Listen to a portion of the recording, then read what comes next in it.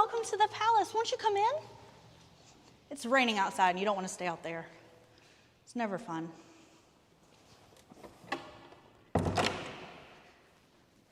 Well, I would like to welcome you to Tryon Palace. My name is Krystal and I'll be giving you your very brief tour today.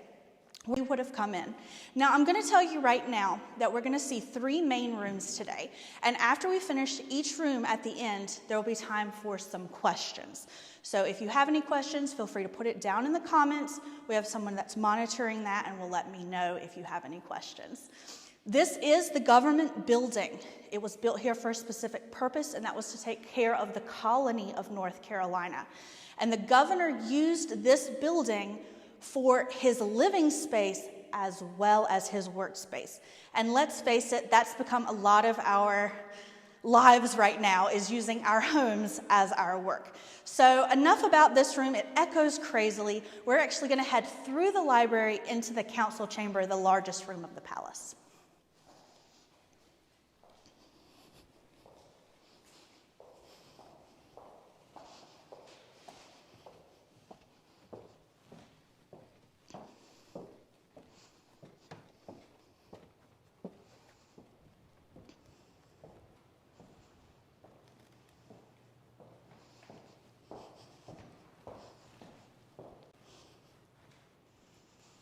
So you are in the council room of the palace now. It is the largest and most important room of the palace because this is where the governor is working. Now, I seriously doubt most of you have a huge room at home that you're teleworking from. But that's exactly what he did. He worked right from here. He had 12 counselors that worked with him to make sure that the colony was running smoothly. They wrote papers, they edited maps, they did anything that they needed to keep the colony going, especially doing whatever the king, King George III, told them to, which was very important. His beautiful wife, Queen Charlotte, is pictured right there. And of course, this room being used for business was extremely important. And I know that I talked about teleworking a little bit, but I know I'm finding it difficult to work at home every single day. But imagine if your home was your work. And that was his life.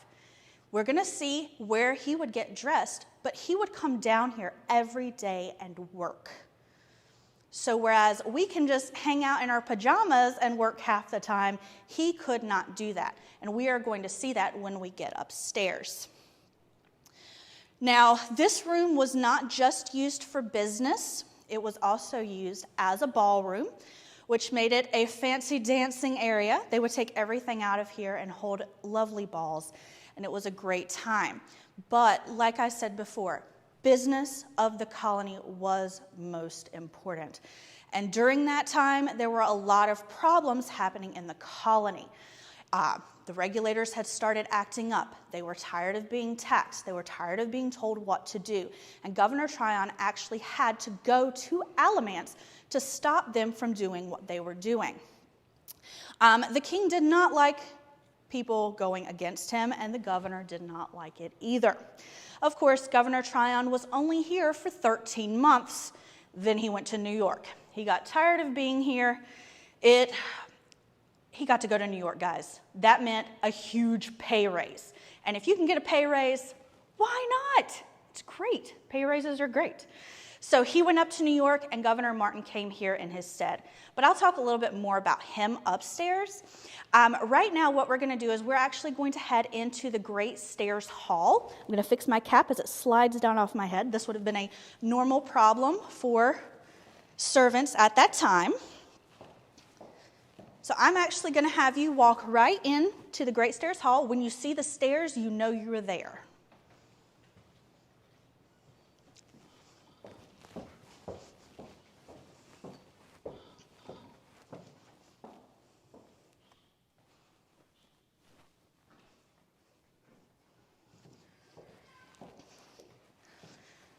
All right, so we are now in the Great Stairs Hall, an extremely important room here in the palace. Oh, I forgot to answer questions in the other room. I am so sorry. We have one question for the council. Did Governor Tryon have his desk and chair and those of the counselors in those exact locations? We don't know if it was in those exact locations. If his desk and chairs were there, it makes sense that it would be because the light is the best shining on it. However, Governor Tryon also had a separate desk in his library. So we had both of those. So he had two separate spaces, but we believe that's probably where it was. It makes sense for the building. All right, so like I was saying, this is the Great Stairs Hall. I do apologize for talking quickly. That is the way I am. But this is the Great Stairs Hall. These stairs are called cantilever or floating stairs. Now, it's not like Harry Potter. They're not going to move on you, but they are built one on top of the other and only bolted in on the landings. So it is essentially floating. One more thing I want to point out in here, just because I have the time and because I'm a huge nerd. If you look over at the painting of the ship,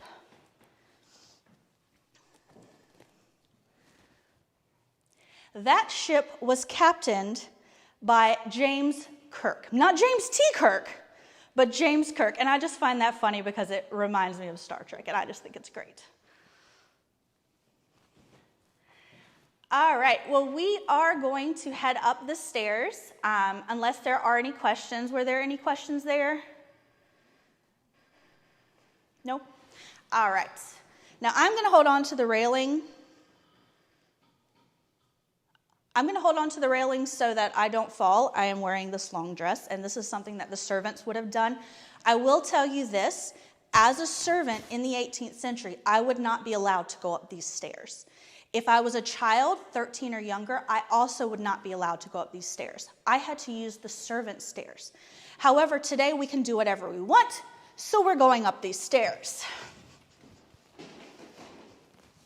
Please come along.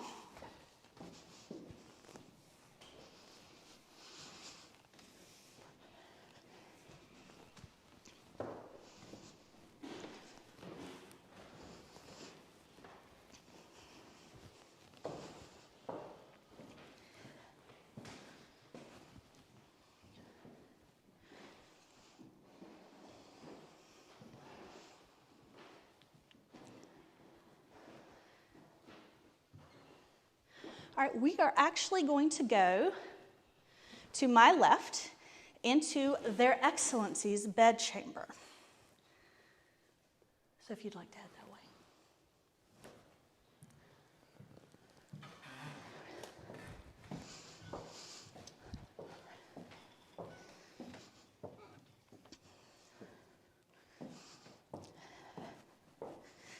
All right, I have just rushed up the stairs, so might be a little shaky, but we are now in Their Excellency's bedchamber. You heard that right, Their Excellencies, because Governor Tryon and Mrs. Tryon, as well as Governor Martin and his lovely wife, slept in the same room. And for gentry couples to do that at the time was normal. It wasn't a weird thing. That didn't come until a little bit later, where they would separate rooms. As you're looking around, you will see a lovely piece of antique art there. You'll also see a lovely table. And that table was actually the breakfast table, because they did not eat breakfast and supper downstairs. They ate it upstairs, and a lot of times it was leftovers. So if you've been having a lot of leftovers during this coronavirus stuff, you're just like the governor, eating lots of leftovers, because that's what they did. They ate everything they could not to waste money.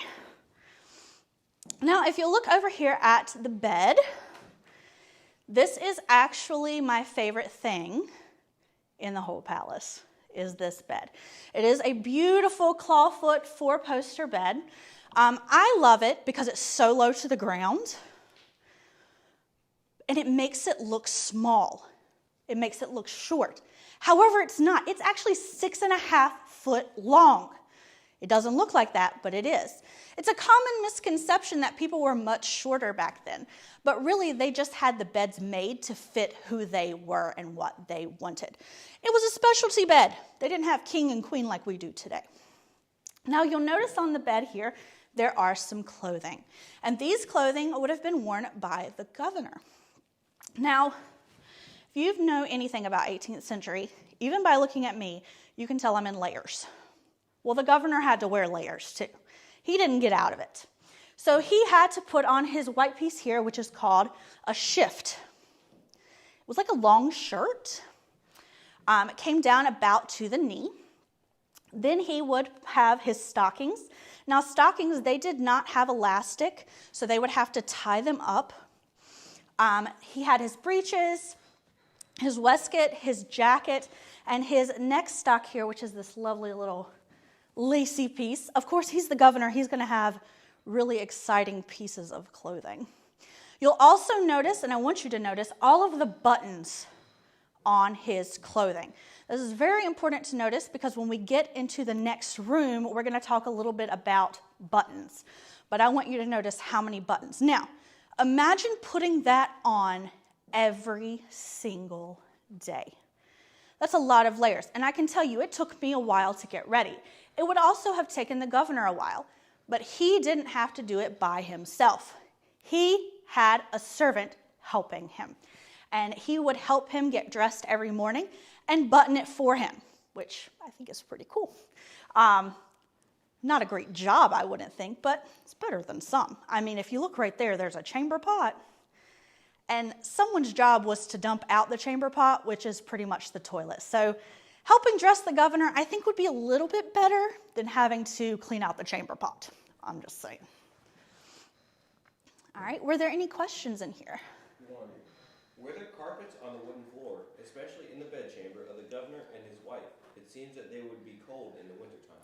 They actually did not have carpeting in here. If they would have had anything, it would have been rugs. The flooring is very interesting in the building. If you look at it, it does not have anything over it. It is just the wood, and they would clean it with sand and scrub it with sand. So they didn't put any kind of varnish over it. And that was important because it was easier to clean, but also varnish makes your shoes slip. And the kind of shoes they wore would not have worked on those kind of floors. But would they have had rugs? Yes. We don't know exactly what Governor Tryon or Governor Martin actually had where it was. We know the rooms, but we don't know where every single piece of their furniture was. So, but yes, it's possible they could have had rugs. All right, we're going to go into Her Excellency's dressing chamber next. So if you want to walk on in there, you'll know it's a dressing chamber by the clothes.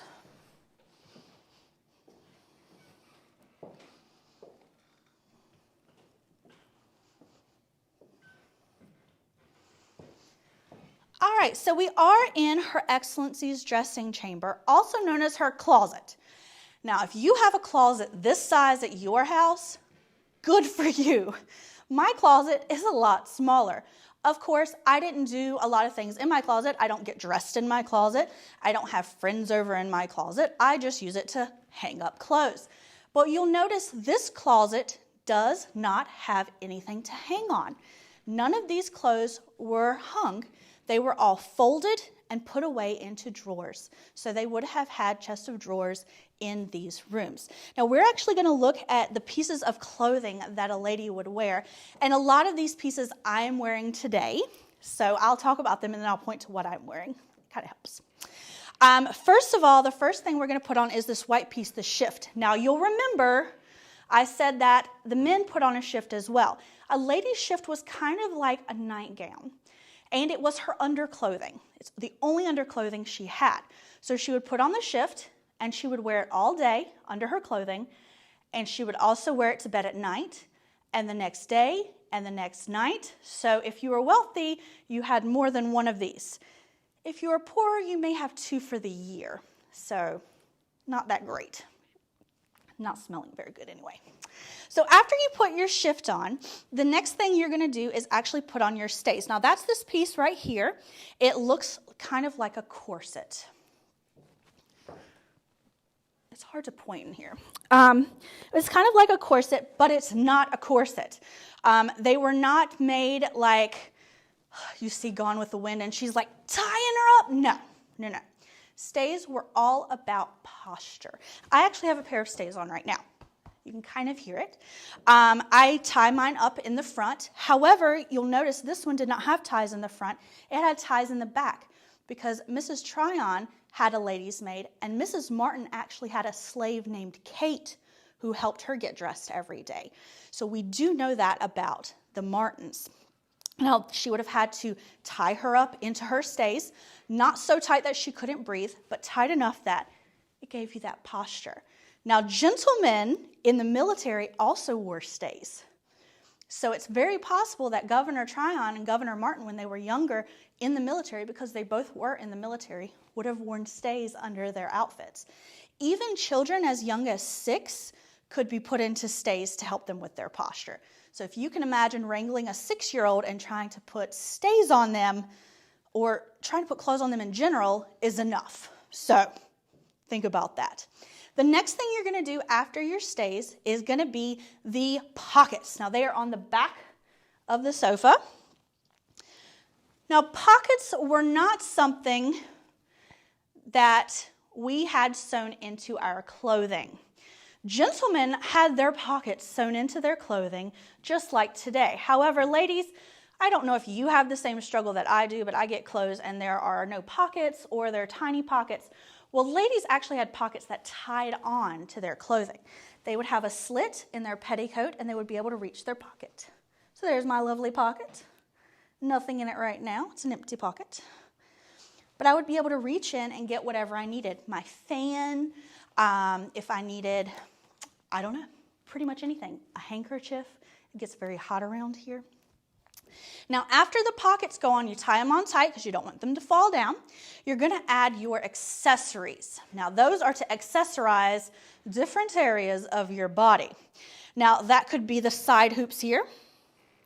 They sit on your hips. They're side pockets, and they make your hips stick out. So if you've ever seen pictures of Marie Antoinette, she has her huge side pockets. She was showing how wealthy she was because she could afford all of that material. However, I'm a servant. I don't get those. I get the piece that's on the back here that looks like a crescent called a bum roll. A bum roll is tied around the waist. It sits at the bottom of your back, and it makes your bum stick out. For example, bum roll. Also makes for a nice shelf for your arms. That's what I use it for anyway. If a bum roll wasn't giving you enough and you really wanted to add the padding in the back area and the bum area, you could use the bum pad. And that would really add the padding. They were all about making these areas look bigger to make their waists look smaller. It was all about proportions. It was very much a fashion thing. Just like today, fashion is a huge thing. It was a huge thing then as well. So the more you could afford of the fabric, the better fabric, the more accessories you had, showed how wealthy you really were. Question? The more the complicated the dressing, the more status the person had. Wasn't wardrobe linked to wealth and status? Yes, exactly what like I was just saying. It definitely was linked to wealth and status. As you can see, mine is just a plain linen and cotton day gown, whereas if you look at the gown that's over here, that is clearly a satin. And it would have cost a lot more money to have made. Also, my bum roll would just be regular material, maybe filled with horsehair, whereas the bum rolls for the upper class lady would have been filled with something more expensive. So yes, you are right. The more expensive looking the clothes, usually the more wealthy the person. After I've got my bum roll on, I'm going to put on my petticoat. Now that's this blue piece here. That's my skirt, is what we call it today, but it was called a petticoat then. Like I showed you before, there are slits in the side to get to the pocket. It ties around the waist. And I'm telling you it ties because we did not get buttons, ladies. The gentlemen, you saw all their buttons, not us. We tied everything, or in the case of the gown, the actual day gown, it's pinned, straight pins. Oh yeah, feel free. They are straight pins all the way down. And it takes a while to get these things in. So you can imagine if a servant was having to do that herself, or if there was a lady's maid helping Her Excellency getting dressed is completely different. But no buttons for us ladies, no real pockets for us. The gentlemen got all those, of course. Pearls spinning around, who knows? Now, if you look at the couch, you'll see her day gown, which you pointed to before. I want you to notice she doesn't have a place where pins would be going down the front. She has what's called a stomacher with bows on it. And that just added a little bit more opulence to the dress. Now, before all of this was put on, you had to put on your stockings and your shoes because it's very hard, and I did it today. I put on my stays first and then remembered stockings and shoes. Trying to bend over in this doesn't really work. So do that first. But your stockings would be put on and tied. And then your shoes, which you can see there, and on my lovely feet, those are about a size 4. So nobody here really wears them. But you can see mine have a tie on them. Lovely heel. These shoes in the 18th century were not made for left or right. So we go in the stores now, we try on our left foot, we try on our right foot and everything. However, we don't do that here in the 18th century. They were the same shape. If you've ever put your shoes on the wrong feet, that's kind of what they feel like when you first get them and you have to wear them in. Eventually they conform to your feet, but before that, it doesn't. Let me see if there was anything else I wanted to mention in here. Look up at Mrs. Margaret Hamilton. You'll notice her beautiful hairstyle that she has. She's no kin to Alexander Hamilton and no kin to anyone that lived in this house. We just have her portrait because it shows a lovely 18th century hairstyle. And that could have been a hairstyle that Mrs. Tryon or Mrs. Martin would have worn. Now, I had mentioned that this was Her Excellency's dressing chamber, but she has a couch in here. She also has a table. She would read in here. This was her only place that she could come to kind of be herself and relax. We can do this at home all the time. We put on our night clothes and we chill. However, she couldn't put on her shift only and go downstairs. She had to always be on when she left this room. So this was really her only place to relax. So be glad we don't have to deal with that today. We can relax pretty much all throughout our house, unless you have one of those special rooms where only, special guests go into. Sometimes that happens. But anyway, were there any questions in this room? Yes, from Kim. Who makes the wonderful costumes? Miss Leslie Lambrick actually made this exact outfit. She is amazing. Our costumer does all of that. She has volunteers that help her, and they are brilliant. They have books that they look through to make sure that the patterns are correct. A lot of times they make their own patterns by just looking at the clothing, so they do a lot of work. Our costumers are the best, and Leslie is the best. She's amazing. From Dennis. On dangerous legions, wealthy women had their clothes stitched on them while they were dressed. Was that a common costume among the female genre? I don't know, to be honest, Dennis. I don't think most people would have their clothes sewn onto them. I think that's something that came a little bit later. Most of it would have been pinning for ladies. From Sandy. How did they wash fine fabric? By hand, of course. They would do it very carefully. The servants would have been taught how to wash clothing very carefully. They would have washed it by hand using the lye soaps that they had, made sure it was clean, and then hung it out to dry and ironed it. From Outlander, North Carolina. Were the servants given more than one uniform, or did they have to wear the same items every day? From what we know, and let's face it, in the 18th century, especially for the governor's time, they didn't write a lot about the servants. They didn't really care, and that's sad, but they really didn't. We do have some paperwork that said that servants were given at least 2 changings of clothes for the year. So at least 2, I'm not sure if more. Now, of course, Her Excellency would have had a ton because she could afford it. But the servants, the enslaved, they would have been given a certain amount for the year. We have missed a question from Okay. Their Excellency's bedroom. That's fine. What was the chair in the corner? Oh, the corner chair. Well, let's walk back in there and look at that, if that's okay. I'll sneak through here. All right, so this is a corner chair. Usually gentlemen used it. It sits in a corner, and that's why it's a corner chair. It's not made especially for anything else.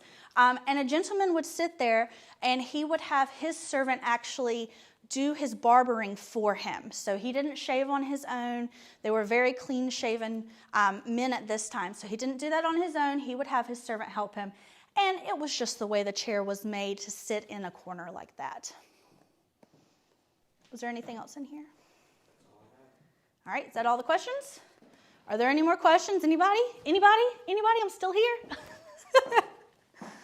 If there's no more questions, thank you so much for tuning in. I'm sorry I'm such a weirdo, but I love my job and I love working here, and it's just so much fun. If you do have any more questions, put them in the comments. I'll check on it later and try to answer them. Other than that, I hope you have a wonderful rest of your day and stay dry. Thanks. Bye.